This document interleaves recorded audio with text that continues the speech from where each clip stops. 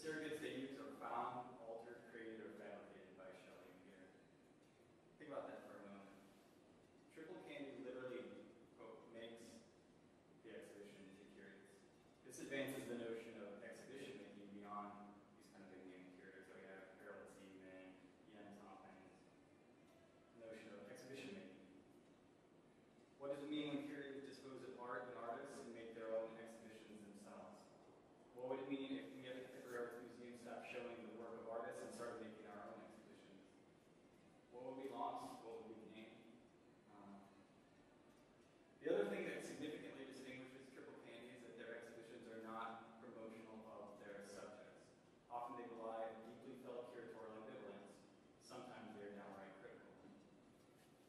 Artists are often deliberately not shown in the best light or in accordance with the artist's wishes. Often the surrogates don't even look like the works they purport to represent. Or, in more extreme cases, perhaps, they don't even represent extant works. While this is extreme behavior for curators, it would be wrong to characterize them as haters. A more appropriate characterization might be that they are aesthetic agnostics. Their faith in art and artists is riddled with doubt, and its doubt can be quite palpable.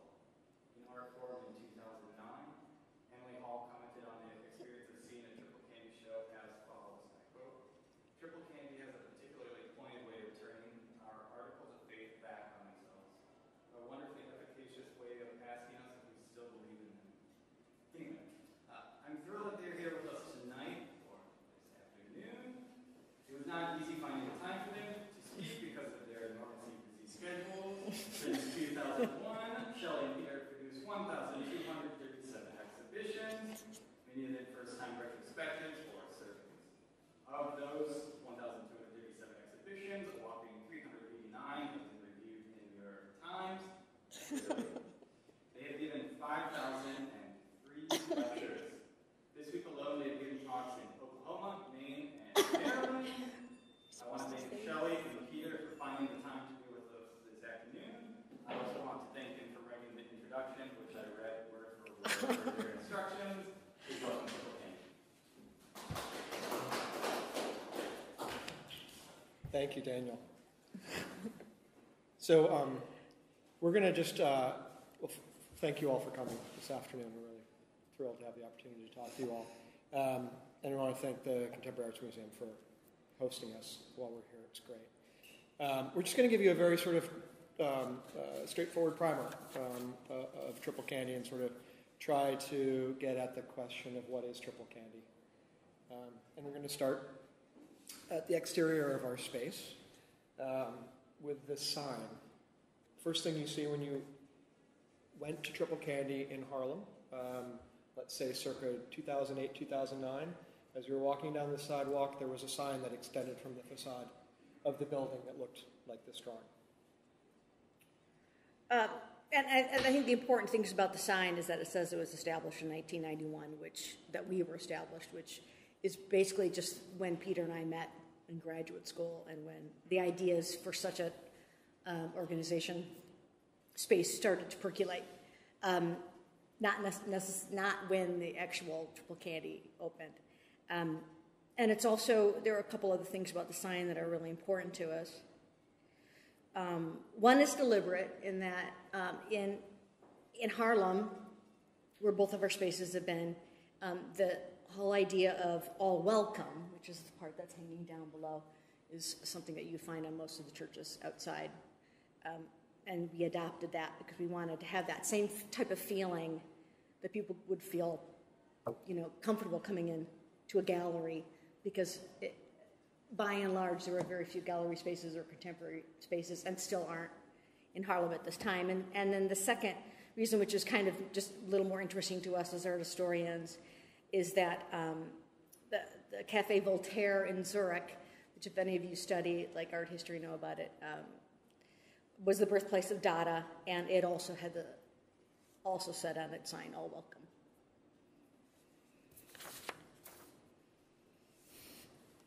So we're going to talk a little bit, Triple Candie, the name. What does the name Triple Candie refer to? It's while it's not that important, people always ask, so we thought we'd Triple Candie, we borrowed the name from a bodega that was across the street from our apartment in Harlem when we opened in 2001. It was actually a quote-unquote candy store that was more of a drug front. And we later learned that Triple Candie was a type of heroin that was sold from that storefront. However, at the same time, we liked the name because it was very upbeat, very welcoming, generous, a little enigmatic. Triple is always the best. Who doesn't like candy? We wanted it to be something that was quixotic, perhaps, and also it has the reference within the idea of triple, referencing or alluding to possibly to the Holy Trinity, which Christianity being very strong in the immediate, at least in the churches in the immediate area that we were in. The name, when we started, first referred to our space as a gallery. If people said Triple Candie in 2001 when we started, or 2002, you meant the gallery space. Now that we're without a gallery space, Triple Candie has a different referent, which we'll talk about a little bit later. So this is what the space, our first space, looked like at the very beginning. You can tell that it's pretty rudimentary. This is an old garage pull-up door made out of wood that you can find very few of those around these days. We painted the outside and just put Triple Candie on the facade. You walked inside and went up a set of a staircase, and this is what it looked like inside.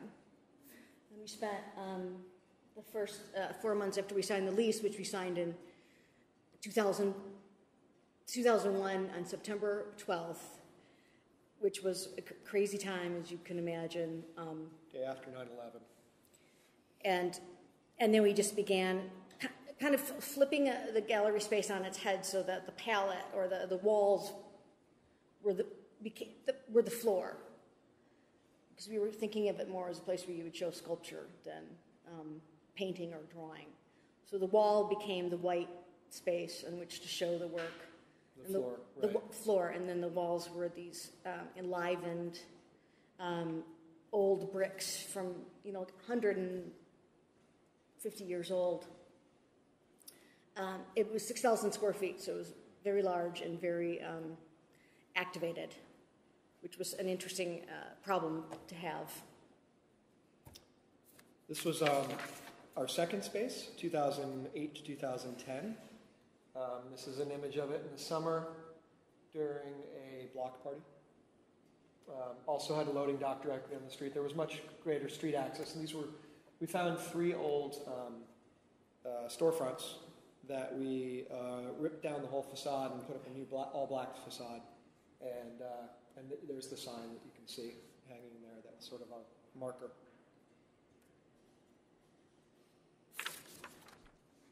Last winter, Triple Candie produced a show at the Museum of Contemporary Art in Detroit. This is post-space for us. We'll talk about the project in a little bit. Just wanted to note that the exhibition was on view for only 3 months. When it was over, the contents of the museum, the contents of the exhibition were either destroyed by the museum or recycled by us, as is the case with all of our shows. And this is a picture of the vitrine that we just recently built outside in the backyard of our apartment in Philadelphia. It's open to the public all day long and all night long unless we have a blue tarp up on top of it, which means that we're deinstalling or reinstalling. And we're going to show some pictures of it later, what the contents were like, and what this text says. But I think we're trying to show you that there's been a whole evolution of different ways that we're working right now. Even though we're nomadic, we're showing in different places. This is the most fixed aspect of the practice at this moment. It's very sort of modest intervention.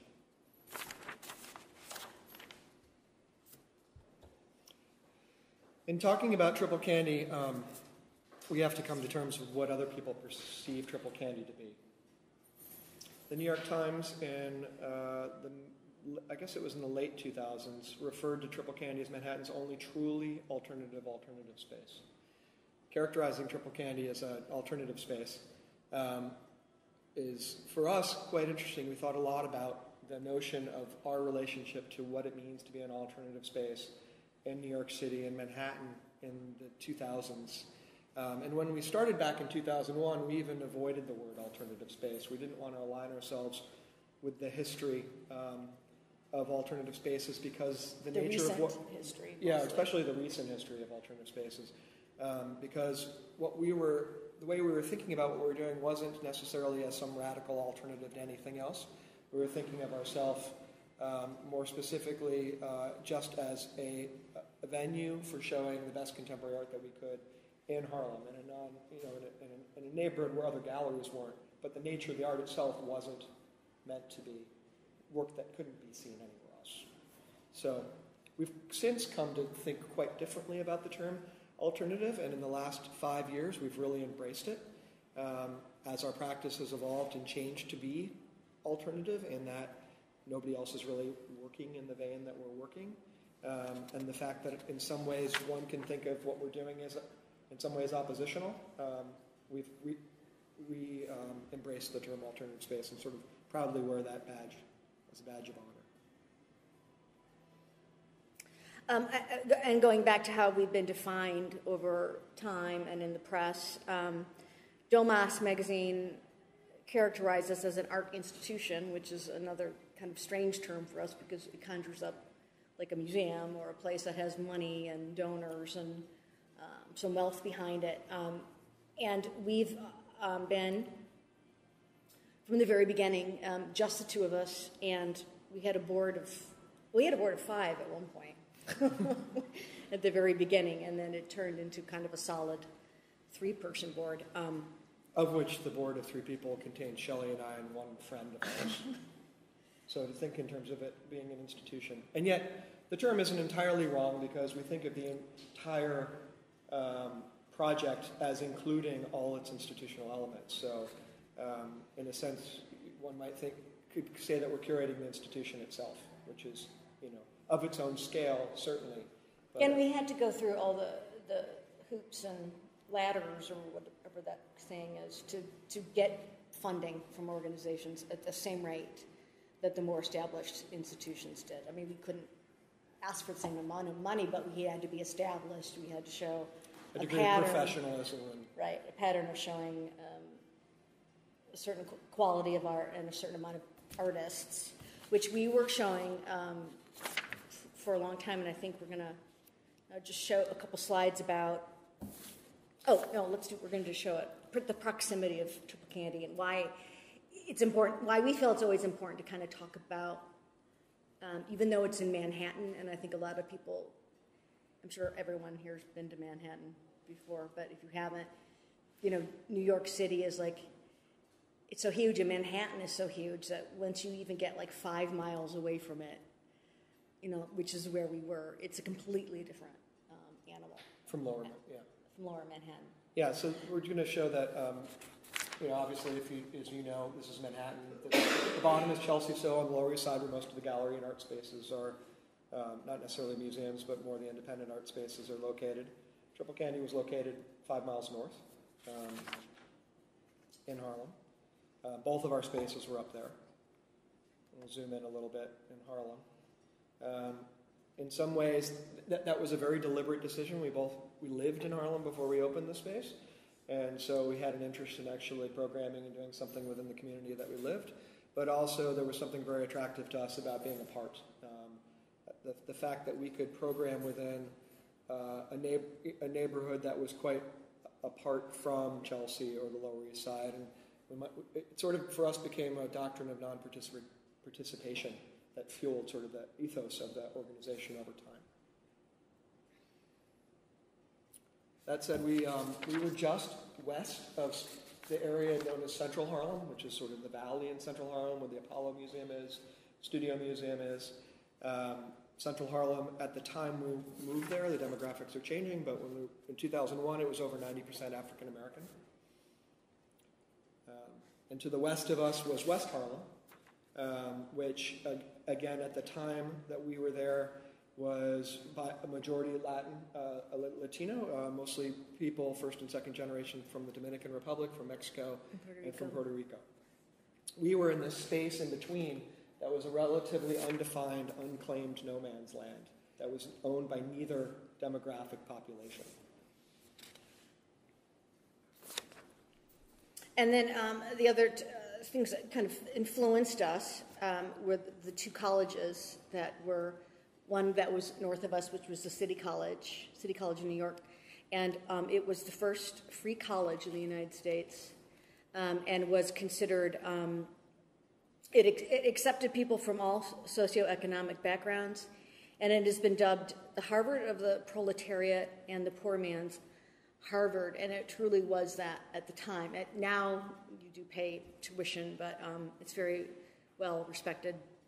And then to our south was Columbia University, which is mostly white, and the area where people live is mostly white. They both sit on top of hills, and we were in the valley. And Columbia College, I think the most important thing for us is that their graduate students, many of whom started showing at major galleries in New York City even before they graduated, had their galleries, and their studios in Harlem, just a block away from us. So we had a lot of interaction with them when we first started. Mm-hmm. So we were there were a lot of things that were kind of compressing in towards us, and our reaction to how we did. And I think our philosophy grew up out of the relationship of these various entities around us, our strong commitment to education, our relationship and position in relationship to artists in general, our commitment to working with a diverse group of people in our projects, etc. When we opened, we started by what we wanted to do. We thought first and foremost as our audience being a local audience. It could be an audience of artists that lived in the neighborhood. It could be an audience of people walking in off the street that are not artists. For the people that were walking in off the street, our goal really was to show art that didn't necessarily look like art to them, that stretched the boundaries of what art could be, and was often made of everyday materials, to try to break down some of the barriers between what it meant to be an artist and what it meant to be creative. So this is an early show that we did with an artist named Polly Applebaum. The thing that we did when we invited artists in to make commissions too is we asked them to either respond to the nature of the space, its physical characteristics, or to the socioeconomics of the neighborhood, or the social history of the neighborhood. So Polly here was responding to the tree-like nature of our cast iron columns, which were very rare in spaces. By 2001, most galleries in Chelsea were getting rid of their columns. And the dappled effect of the bricks on the walls, and she created this sort of mossy interior out of dyed fabric. And this is an installation by Brian Jungen, who's a First Nations artist from Canada who lives outside of Vancouver. And what he did is he built a basketball court consisting of 242 sewing machine tables that have had the sewing machines taken out.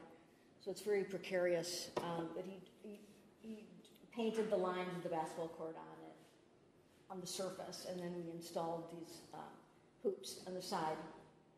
And obviously, there were people who asked us if we had put the columns in for the show.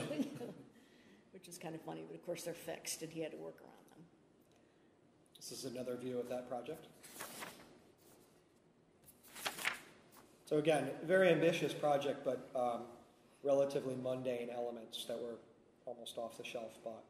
This is a project by an artist named Rodney McMillan, who's from LA, who played off the idea that we were a former warehouse. So the installation, this is only a small detail of it, included several dozen mattresses he picked up off the streets of New York that he stacked in there. It also included a painting, a video, and a shelf of books. I'm just going to run through these quickly. So the show we did, we also curated group shows at the time, thematic group shows. And our goal with the group shows was to really mix generations of artists. We really wanted to put younger artists, less established artists in the context of very established artists. So this show included the work of Robert Gober, Sherry Levine. On the top left are two Sherry Levine paintings from the pictures generated. You probably know her work. It's a younger artist, Tara Donovan, who's now quite well known. Guzman. Yeah, Daniel de Guzman did the neon piece up on the top right corner. He's from Mexico. So again, we were mixing young and old.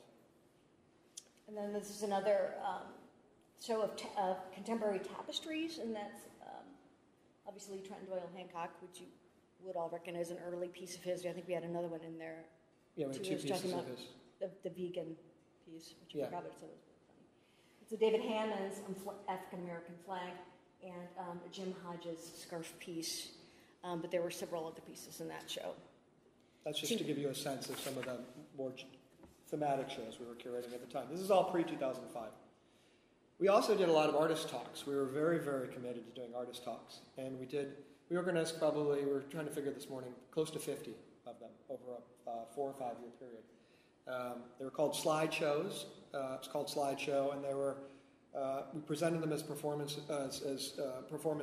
exhibitions, wherein that we had no exhibition on view. We emptied the gallery for a period of 6 weeks and just had regular artist talks. So that Twice a week. That were curated, the people were curated.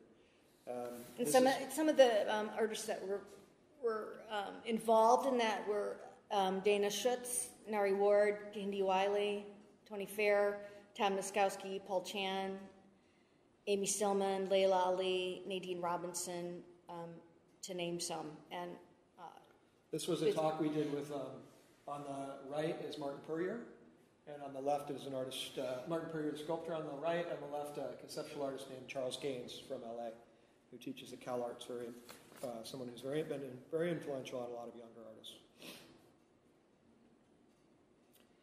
We found that as we were going along doing this for 3 or 4 years, that what was our original ambition to show the best art we could in Harlem wasn't enough for us, and we were starting to get anxious to do more. We didn't want to simply do something that wasn't. We weren't simply trying to do something in the neighborhood. We also wanted to do something that would be new and different than what others were doing, not just in Manhattan, but in New York City as a whole. So we started by 2004, 2005, we started doing a lot of self-reflecting, wondering if other people were commissioning solo artists to large-scale ambitious installations. Why were we doing that? What could we add that was different to the overall economy of New York City's arts spaces? Right. Well, I mean, yes, we wanted to do something that was unusual. I mean, I guess we felt like, what is the purpose? There's so many places that are showing art in the way that, well, I mean, we were trying to be different, but it's still, everything kind of came back to just a gallery with art. Right. From, varying degrees of maturity from the artists. But were we really adding anything to the dialogue, to the future, to gaining something from the history of art history? And it took, it took a little bit of time, but when it hit, it kind of hit us. And I think that there was the first 2 exhibitions that set us down this track in a preliminary way, not fully, were these anonymous artist projects that we did, where we invited an artist who was established and let them have like free range of the gallery. But the agreement is that we knew who they were, and they couldn't tell anyone else, so that they had the ability to explore whatever they wanted to explore. And it wasn't just for the lifetime of the project; it was for our collective lifetimes. Well, yeah. As the agreement. I mean, it's hard to which is kind of silly, of course. But and part of the reason that we did this is we found that so many people from outside, that as Triple Candie started getting a profile, so many people would come from outside the neighborhood. And the first question they'd always ask is the artist African American? They wanted to have this authentic Harlem experience. They wanted to know they were seeing a show by a black artist in a gallery in Harlem. And we started getting really tired of that question. Although we understood it, and it made sense to us. It was still. So the anonymous artist projects were a way of sort of skirting that, of kind of throwing that right back at people, where they couldn't then predetermine or use that knowledge of the biography of the artist to then make their judgments about the work, or about the subject content of the work, or about the aesthetic, or what was driving it. It was also gender. It was also Yes. maturity level. There were a lot of things that factored into it, because when you see something, if you don't know who the artist is, you can easily dismiss it. And yet, then if somebody says, "Oh, well, that's Robert Gober," and you're like, "Oh, well, then okay, well, I then should I pay need attention to to it." Right. Yeah. So they were just kind of a test, and they were people had interesting reactions to them, and I think that kind of spurred us on to then from that point forward. One prominent, Philip Barron, who was at DIA at the time, and is now the director at MoCA, came in and saw this show, this Anonymous Artist Project show, and he said, "I have no idea whether this artist is making brilliant work or they're horrible. Without the biography, I just have no sense of I have no grounding upon which to make my judgment," which we thought was really great. That, for us, made it feel successful. So, ultimately, then what happened to us is that we started thinking, well, and we were saying before, the Anonymous Artist Project helped push us forward, but we also, because we wanted to do something new, we wanted to think about the fact that in so many situations when artists come in and they have exhibitions, mostly solo exhibitions, the whole drive of the dealer or the curator is to puff up that artist to the public. And that's kind of always been the role of the curator, which in a lot of ways makes a lot of sense. Of course it does. But we thought, well, what about the underbelly? What about the things that maybe people don't know so much about? What about doing an exhibition like how an art critic would do an exhibition, where you're actually critiquing the artist and not just being all boosteristic, but you're showing the other sides of their work too. And what about if we didn't actually talk to the artists about their permission to do it? And what if we didn't actually show the artist's work that we're saying that we're showing? What would happen then? So this is kind of the road that we went down. We went down a really slippery slope, but at the same time, we were very upfront with everyone about what we were doing. We didn't, all of our wall texts, all of our press releases, we were very clear about the fact this wasn't the actual work of the artist, that they were props, that they were fabrications, they were used to show maybe something that people wanted to see, but couldn't get access to. And we started to privilege what we thought our audiences would want to see over what we thought artists needed. And that tension between audience expectations and needs and artists' needs was something that was very much of a dynamic we wanted to explore. So our first show along these lines was an exhibition called David Hammond's The Unauthorized Retrospective. David Hammonds is an artist who at the time was living in Harlem, had a studio just down the street. In our opinion, a really phenomenal artist and somebody we would have loved to have worked with, though we would have never had the opportunity. So we decided to do, somebody had resisted having a retrospective or survey of his work, so we decided to do an unauthorized retrospective. So we spent quite a lot of time in MoMA's library researching everything we could get. There's monographs of his work on specific shows and bodies of work, but there's no overall sort of grand monograph, especially up to the period of 2005 when we did this show. So we photocopied everything we could find, arranged it in chronological order like you would with a retrospective, and taped them to these wood panels on our wall, and provided people access to the full sweep of his career for the first time in their lives. I think it was over 100 pieces we represented. We were really worried about what the reception would be, and surprisingly, we think that because we had a catalog, we had made a catalog, and we had a checklist, and so people could go through, and even though they were just pictures, and a lot of times they were like bad photocopies, so they were blurry or but it was the best that we could get because that was all that was available at the time. People were strangely and happy and enthusiastic about being able to see. Grateful for the opportunity to see all the work, I think. Right. Yeah. Regardless of the fact that it was in a highly mediated context.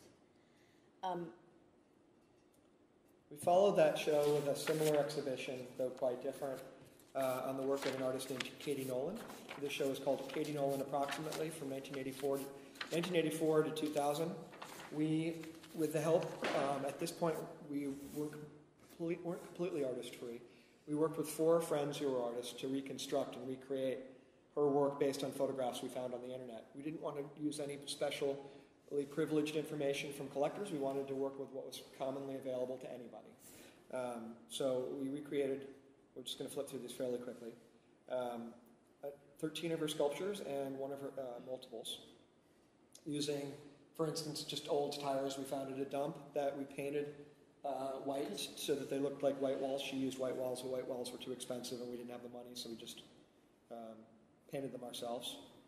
And this was this. Do you want to talk about the beer cans? That's okay. I don't know. All right. We don't have time.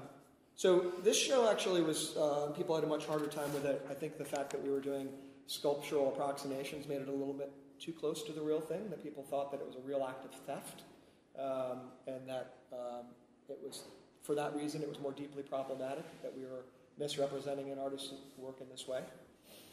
So we got a lot of backlash for the show. This is continuing along this lines. We did a survey exhibition on the work of an artist named Maurizio Cattelan, Italian sort of prankster conceptualist, who several years after our show had a big survey at the Guggenheim Museum. He had, up until that point, resisted having a survey exhibition or a monograph, full-blown monograph on his work. We decided that in order to trained as art historians, we're much more comfortable dealing with dead artists that we can study rather than working with live artists. So we decided we needed to kill him in order to do his survey, and also so that we could present a finite body of work. So when one entered the show, the first thing you saw was a casket, and then one proceeded around the room to see a timeline of both his life and his work. But he also is very closely, and I think all of our subjects that we chose to fetishize in our own way were artists that we feel some kind of relationship to. And Maurizio, while he makes really slick, beautiful work with hundreds of workers who make his things, which is completely opposite of what we do. He's a trickster. He steals things. He goes in and he takes people's ideas. He takes their exhibitions. At one point, he actually went in a show in Italy where he actually went in and took artist friend of his work and took it out the gallery and put it in his gallery and said that it was his. So we have, there was a relationship. There's a spirit in the work that we responded to and really liked. But this was basically just a timeline. These are images of. We have to speed up because we're going. Okay. But what was interesting about it is that it wasn't just facts about him. It was also autobiographical information about him, like about his love life and his failures and the things that he did that he was getting in trouble for in the media. And we kind of put it all out there in a way. He actually came to see it. He was one of the first, or probably the only subject that's ever come to see a show that we did on them. And I think he was really great about it because he was both embarrassed and really happy, and also to see, there were inaccuracies, but there were inaccuracies that were in the press that we copied. And he understood that. But he also knew that there were also truths that hadn't come out that were there that were embarrassing. And he used it as a tool to teach the woman who was writing a piece on him when we were there. Okay. Yes. Okay. A couple of years ago, we were invited by the Utah Museum of Contemporary Art to do a show there. And they asked us to pitch some ideas to them. And the first thing we thought of was, well, Paul McCarthy, the artist from Los Angeles, went to the University of Utah. And we're fans of his work. We've loved it for a long time. And we thought, great, we have to do something on Paul McCarthy's really early works. He had a whole performance troupe there in Utah in 69, 70. So we started doing all this research on Paul McCarthy. And we started contacting a lot of the people that knew him then and that were in his performance troupe. And we found out this guy, Michael Whipple's name kept popping up. And we were like, who's this Michael Whipple guy? He sounds completely out of his mind. We became really interested in this guy.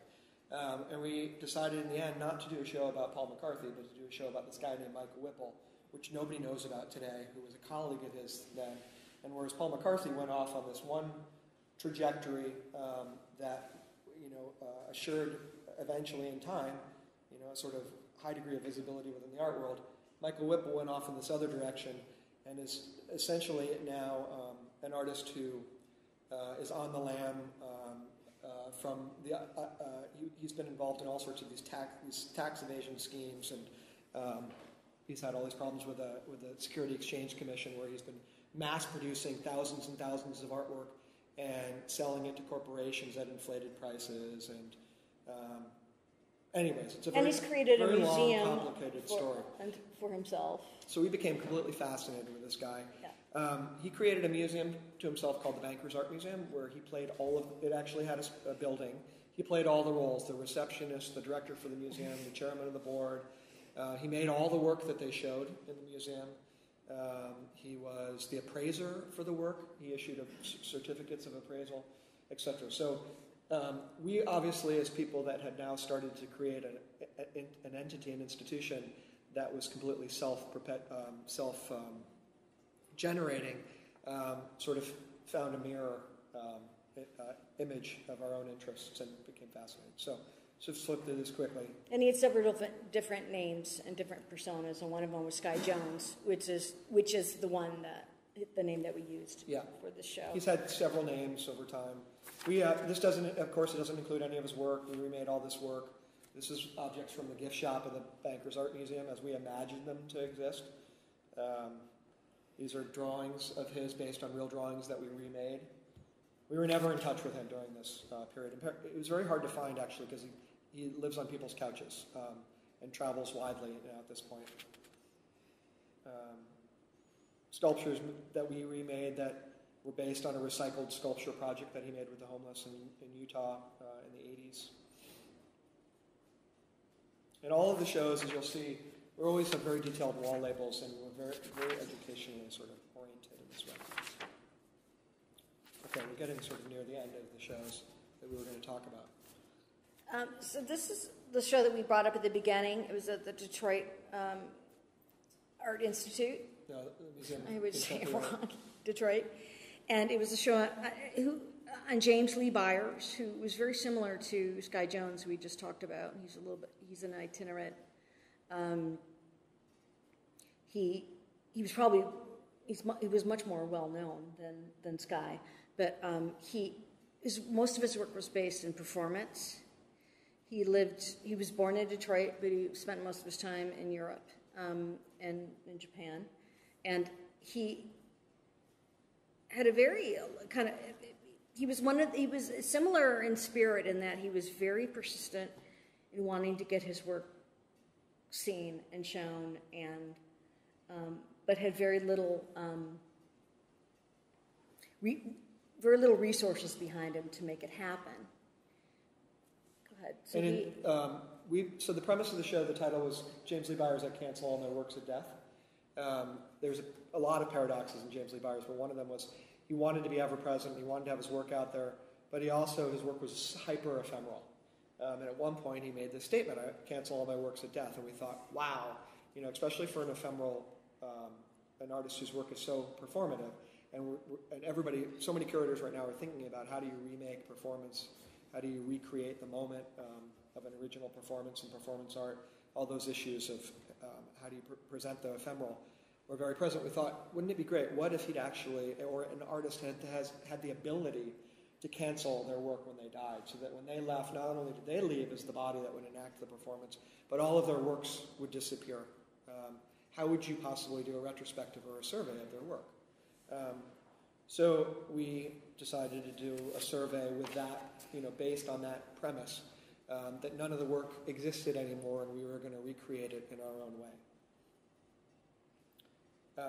This is probably, of all the shows we've done, where usually our editorial commentary on the artist is in the wall texts. This is the one where I think it's most embedded in the objects themselves, where we're making objects that are related to their objects, but we're making them in a different way that comments on their objects. We made a number of posters that spoke to the performative nature of his work and his desire for attention, and there's a very sort of street theater aspect to some of the work, but we made them in a style that's completely antithetical to the style that he would have used. He would have never in any way done almost like a circus banner or a theater-like poster for his work. And yet his work had a degree of theatricality that was couldn't be denied. But he spoke about it and framed it very differently. And we also did try to mimic or recreate in our own ways certain works of his. These were flags. It's a gold flag and a bronze flag, and at the time they hung over what was the institution that they were hung over? They hung from flagpoles over in front of a plaza dedicated to Joseph Beuys after Beuys died. These were called world flags. And we'll show you the actual one, which was at PS1 a couple months after we had our show, which is very beautiful and pristine. But ours, if you want to go forward again, kind of showed this, like if a flag was actually flying, when there would be a lot of burnt, dark edges, and it wouldn't be so beautiful. Or as almost though they'd been pulled from the trash bin of history, where they're moldy or they're tattered. So that was kind of an example. This is a picture of, he idolized Joseph Beuys. This is Beuys on his knees. I'm sorry, I'm pointing at this. Yeah, Beuys is on it. And this is James Lee, and of course I'm inflating his penis and his genitals like as if they had some kind of sexual relationship, which we don't know if they did or not, but we doubt it. These are some of the outfits. We reconstructed some of the costumes that he wore. He was a very flamboyant artist, and he always wore, gold lame and these very fancy. He's very, very well dressed man, and it was all part of his. He created a whole persona that was very much wrapped up in his fashion sense. So he presented some of the clothing, and we also did a number of videos. One of which was an interview with the artist, auditioning for the role to perform in this exhibition that we presented. And so this is Peter. Do you have this? No. This is Peter in our basement videotaping himself. The last section we want to talk through really quickly, because we're running out of time, those shows, I think one of the things we wanted to get across to some degree is that, is this idea that is what Daniel said in the introduction, that we approach a lot of our subjects with a certain degree of ambivalence. Some of our shows, too, so we sort of think of that as the doctrine of ambivalence. There's the doctrine of non-participation, there's the doctrine of ambivalence, and now this last section I want to talk to you about is the doctrine of free play, which is really for us thinking about curatorial freedom as opposed to artistic freedom, and institutional freedom. And a distance from the subject. And a distance. So that we almost went beyond the actual subject. Yeah, of the show. Ideology. Yeah. So quickly, this is a show that we curated called Flip Viola and the Blurs, and we took a Bill Viola video from the early 80s, projected it upside down, and projected it alongside two slides that were given to us by artists as part of our artist slide call back when we were working with artists. And that was the nature of the total show. And there was a little book at the front of the space that said, misrepresenting a work of art can create a non-art experience of comparable value. It was a total show. It was very simple. It's a slide, right? Okay. What? This is a show that we based on Matisse's jazz series. Matisse in the early 50s, while he was doing his paper cutouts, he also did a series of pochoir prints called the Jazz Portfolio. It's exhibited quite a lot. We had a lot of problems with the work itself. We're not big fans of the work, and there's even some forms of representation. There's an image of Icarus in the portfolio, which is sort of problematic in a number of ways, not the least of which is the depiction of Icarus as a sort of falling, failed man, and it's a black silhouette, so the racial overtones of that are, especially seen in certain contexts, can be very tricky. So we took the book, the pochoir prints, broke them apart, and redisplayed them, cutting out aspects of the works that we found to be sort of superfluous to the works, and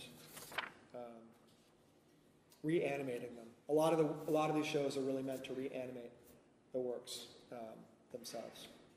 Okay, talk about this one too. Okay, this is the last show we're going to mention, the vitrine, but this is probably the show that we did that went sort of the farthest in this regard. We think of all these things that we show as surrogates. We think of the language we use as their props in a curatorial sort of play. This is a show that was actually based on a play by Tennessee Williams called Two-Character Play. It's not a very well-known Tennessee Williams play. It was actually considered critically a failure. But it's about this two-person theater troupe that travels around the country. It actually starts out with a full troupe, but everybody abandons them because they think that they've gone completely nuts. And they end up in a small town in the middle of the country with their troupe gone, having to put on a play. And instead of canceling the performance, they just improvise. So this exhibition was an exhibition of props that we made and stage sets that are based on the script. And obviously it's self-referential in the fact that it's being a two-character play and Shelley and I being two people that run the gallery, and it's self-reflective in that way. We mentioned in the beginning that we built this vitrine in the back alley of our behind our house in Philadelphia. While we were doing these projects at the invitation of other organizations in the United States and Europe, we sort of need something to keep busy and thinking. So we created this little vitrine in which we do anonymous shows. They don't say Triple Candie on them. That we don't announce it when we change them over every 3 weeks. There's no mailing list. It's just for people in the neighborhood to stumble upon. And word is spread sort of word of mouth in the neighborhood, and people bring friends by, etc. We don't do openings or anything like that. They're quite theatrical. There's a lot of sort of stage set-like design elements in them and sort of loose narratives. These are just some of the objects that have been presented in them. And we're going to conclude with just a brief video that sort of gives you a feeling of what it would be like to be in the neighborhood and to stumble upon it.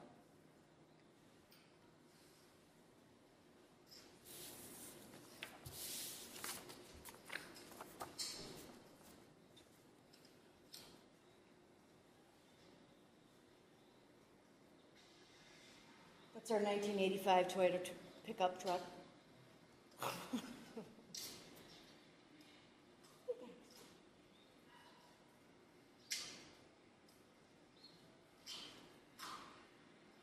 That's our cat, Pops.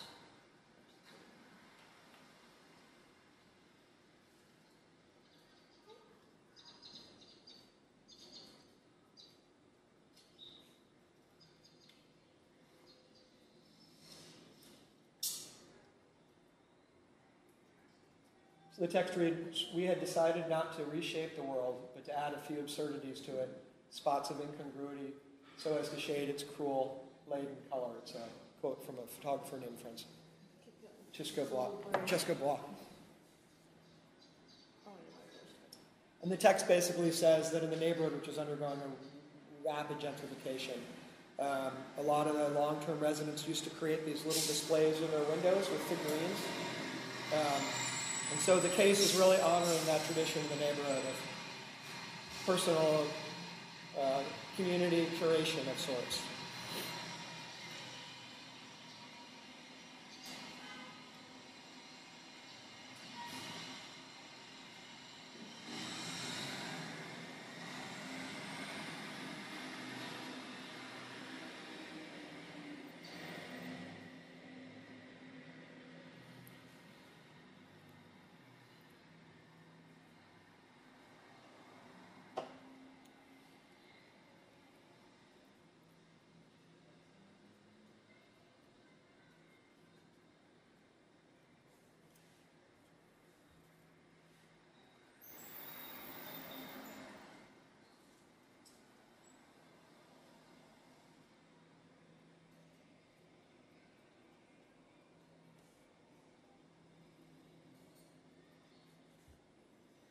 Does it look blurry to you guys? Or is it, It's a little hard to see. is it hard to see? No? Up close looks like blurry.